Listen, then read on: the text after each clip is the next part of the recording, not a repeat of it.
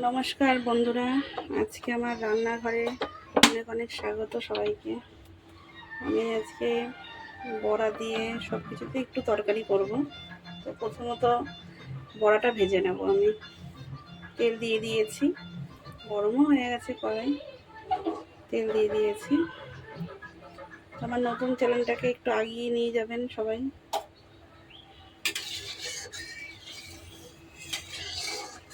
ঠিকভাবে করছি কিনা না করছি, এই রান্নাঘরের এই চ্যানেলটা খুলেছি, ঠিক মতন করতে পারছি কিনা একটু উনি বলবেন কমেন্টে বা কিছুতে। আমার ছোট্ট জায়গার মধ্যেই করছি।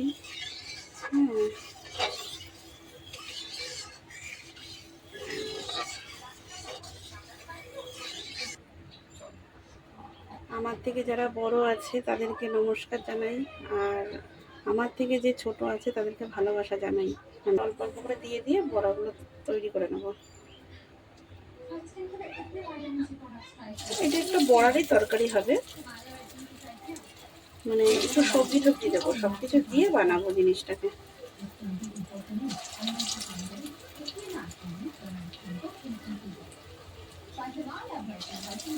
আমি যেরকম রান্না জানি সেইভাবেই করার চেষ্টা করছি। জানি না আপনাদের পছন্দ হবে কিনা, পছন্দ হলে বলবেন, অবশ্যই জানাবেন।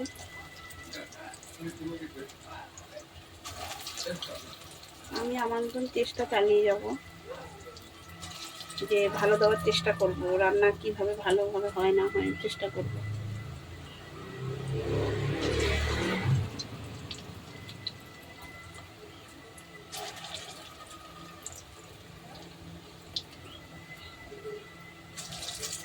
এটা ডালের বড়া, এটা অন্য কিছু না। ডাল ভিজিয়ে রেখেছিলাম, ভিজিয়ে রেখে এখন এটাকে মানে বড়া বানাচ্ছি। এর মধ্যে একটু পেঁয়াজও দিয়েছি, পেঁয়াজ দিয়েছি, লঙ্কার গুঁড়ো দিয়েছি, একটু হলুদের গুঁড়ো দিয়েছি, একটু হালকা করে একটু চিনি দিয়েছি, দিয়ে ভালো করে মাখিয়েছি।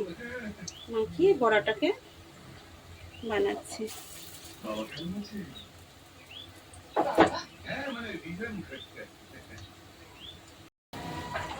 প্রায় ভাজা ভাজা হয়ে গেছে, এখন নামিয়ে নেব। একটু লাল লাল করেই ভাজবো, যাতে দেখতে ভালো লাগে, নাহলে ভালো লাগবে না। ঠিক জানি না বন্ধুরা আপনাদের পছন্দ হবে কিনা এই রান্নাটা, তবুও দেখবেন ভিডিওটা। প্রায় হয়ে গেছে।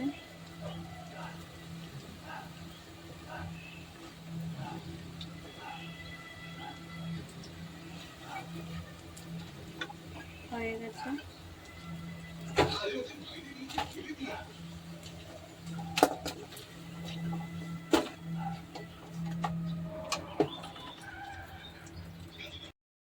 এবার 5 ফোড়ন দিয়ে দিচ্ছি তেলের মধ্যে। তেলটা গরম হয়ে গেছে, তেলটা ভালো গরম হয়ে গেছে। এবার সবজিগুলো দিয়ে দেবো। এর মধ্যে পটল আছে, কুমড়ো আছে, আলু আছে। অল্প করেই করছি, বেশি ভালো লাগে না, যে কোনো তরকারি অল্প অল্পই ঠিক আছে।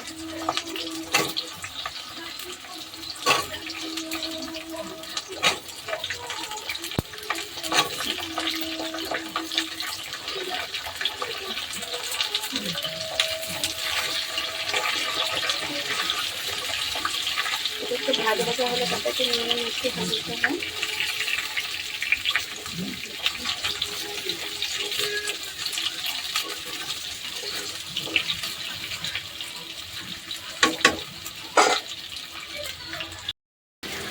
নুন দিয়ে দেবো এবার।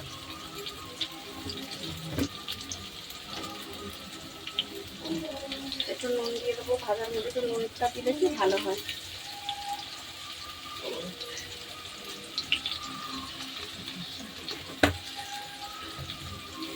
একটু হলুদও দিয়ে দেবো।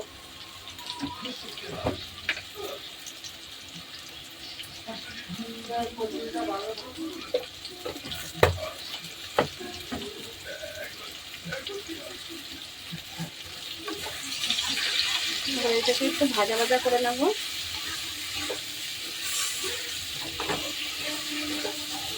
আদা বাটা হয়েই গেছে।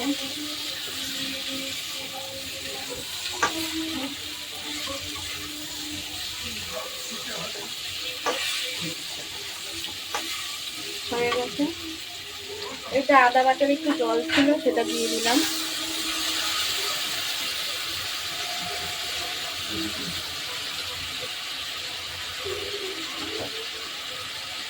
বেশি আদা বাটা দিতে হয় না, একটু লঙ্কা, এটা একটু ঝাল কম হবে, ঝাল সেরকম হবে দেবো না। জিরের গুঁড়ো, ধনের গুঁড়ো,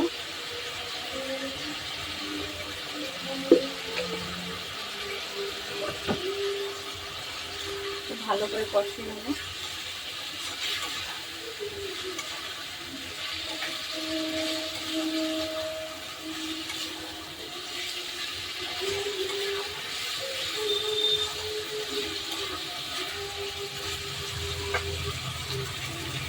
আমার কষানো হয়ে গেছে বন্ধুরা, এবার আমি এটার মধ্যে জল দিয়ে দেবো।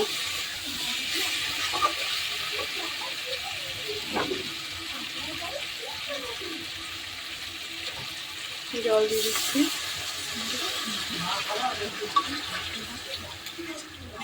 এটা একটু বেশি করে জল দিতে হবে, কারণ বড়া আছে তো, নাহলে শুকনো হয়ে যাবে।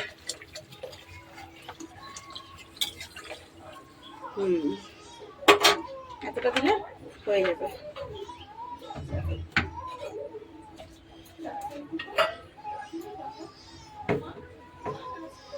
ঢাকা দিয়ে দিলাম। এই যে দেখুন, ইলিশ মাছ নিয়ে এসছে ছেলে। আমি নতুন রান্নাঘরে চ্যানেল খুলেছি দেখে এই ইলিশ মাছ নিয়ে এসে বলছে একটু বন্ধুদের ভালো ভালো রান্না দেখাতে। দেখি ইলিশ মাছের ভাপাও করব, সেটা আপনাদেরকে দেখাবো। ইলিশ মাছগুলো মোটামুটি খারাপ না সাইজ, হ্যাঁ ভালোই। একদিনকে কচু শাক দিয়ে ইলিশ মাছ দিয়ে করবো, সেটাও দেখাবো। আমার তরকারিটা হয়ে গেছে প্রায়, বড়াগুলো দিয়ে দেবো।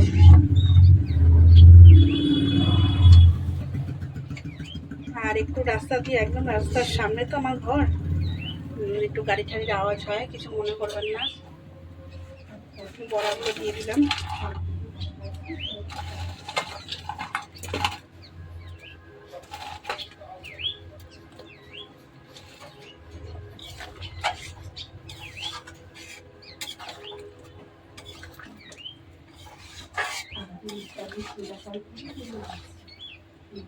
এটা একটু ঝোল ঝোল থাকবে।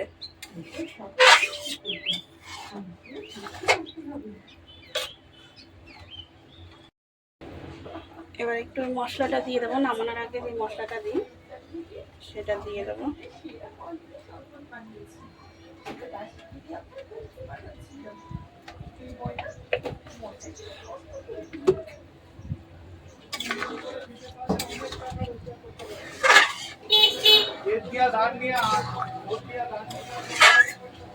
এবার একটু মিষ্টি দেবো,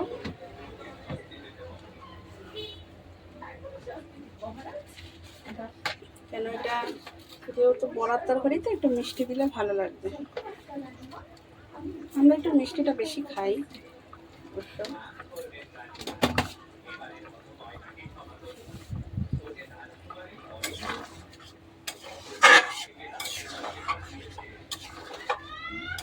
একদিনে করে খাবেন বন্ধুরা, দেখবেন ভালো লাগবে। সবসময় যে পেঁয়াজ রসুন ভালো লাগে না খেতে।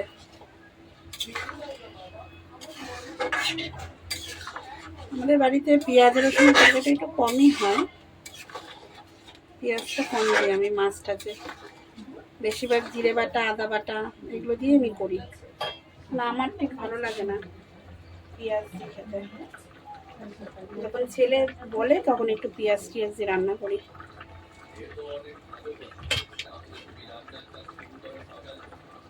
হ্যাঁ বন্ধুরা, বলেছিলাম যে একটা জিনিস দিতে বাকি আছে, সেটা দেওয়া হয়নি। সেটা হচ্ছে আম আমি সেদ্ধ করে একটু চটকিয়ে দিয়ে দিচ্ছি। এটা একটু টক টক হবে যেহেতু, হ্যাঁ।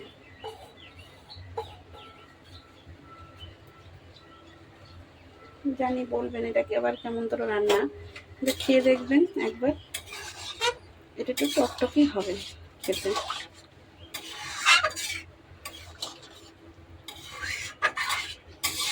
ভালো লাগে, আমাদের তো ভালো লাগে, আপনারা একটু দেখবেন করে।